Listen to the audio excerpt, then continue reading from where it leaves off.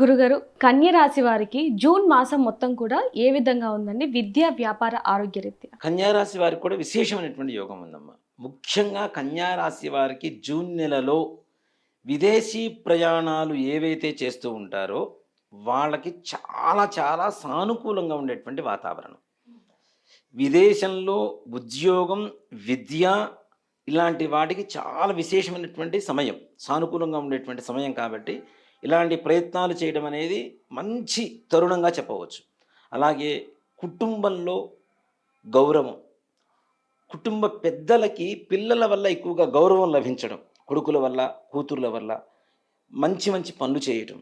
అలాగే ఈ కన్యా రాశి వాళ్ళు ఈ యొక్క జూన్ మాసంలో ఏదైతే వీళ్ళు దేవాలయాలకి, వృద్ధాశ్రమాలకి లేదంటే అనాథాశ్రమాలకి దాన ధర్మాలు చేస్తుంటారో వాటికి తగిన గుర్తింపు, అంటే గుర్తింపు కోసం చేయడం కానీ ఈ చేసినటువంటి కార్యం వల్ల అవతల వాళ్ళకి కావలసినటువంటి ఏదైతే అవసరాలు తీరుతున్నాయో దానివల్ల వీళ్ళకి సంతోషకరమైనటువంటి రోజులు రాబోతున్నాయి తప్పనిసరిగా.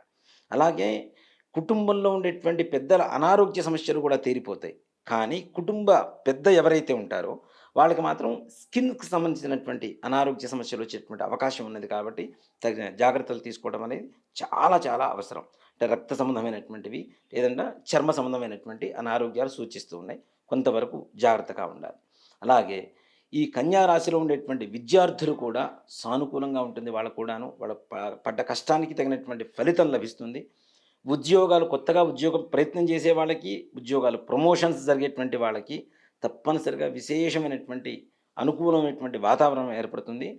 ఆడవాళ్ళ వల్ల వీళ్ళకి మగవాళ్ళ వల్ల ఆడవాళ్ళకి తప్పనిసరిగా సహాయ సహకారాలు అందుతూ కొత్త పరిచయాలు కావచ్చు, అంతకుముందు ఉన్న పరిచయాల వల్ల వ్యక్తులు కావచ్చు, అట్లాంటి వాళ్ళ వల్ల తప్పనిసరిగా సహాయ సహకారాలు అందుకుంటూ ఉన్నత స్థానానికి వెళ్ళడానికి అవకాశం ఉంది.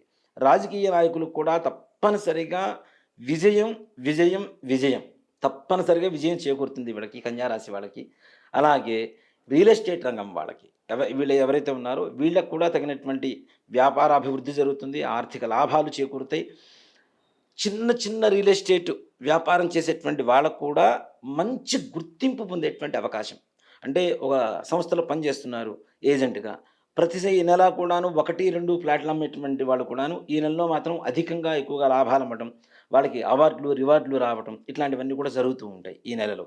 అలాగే ముఖ్యంగా ఈ షేర్ మార్కెట్ చేసేటువంటి వాళ్ళు మాత్రం తగిన జాగ్రత్తలు అవసరం. వీళ్ళు మోసపోయేటువంటి అవకాశం ఉంటుంది. అంటే తొందరగా టెంప్ట్ అయిపోయి డబ్బులు పెట్టేస్తుంటారు.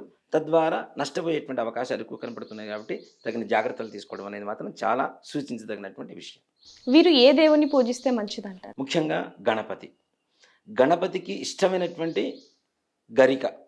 గరికతో అష్టోత్తరం పూజ చేయించి ప్రతి మంగళవారం కానీ, బుధవారం కానీ ఉండ్రాళ్ళు అంటాం. బియ్యపు రవ్వతో చేస్తూ ఉంటారు.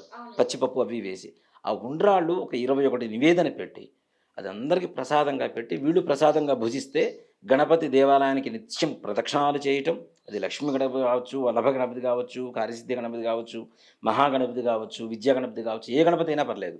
గణపతి దేవాలయానికి వెళ్ళి గరికతో అష్టోత్తరం పూజ చేయించి ఉండ్రాళ్ళు నివేదన పెట్టి ప్రసాదంగా భావించి అందరూ తీసుకొని గణపతి ఆలయానికి 21 ప్రదక్షిణాలు చేస్తే తప్పనిసరిగా వీళ్ళు అనుకునేటువంటి పనులు దిగ్విజయంగా పూర్తవుతాయి. ధన్యవాదాలు గురు. శ్రీమాత్రే నమః. శ్రీ గురుభ్యో నమః.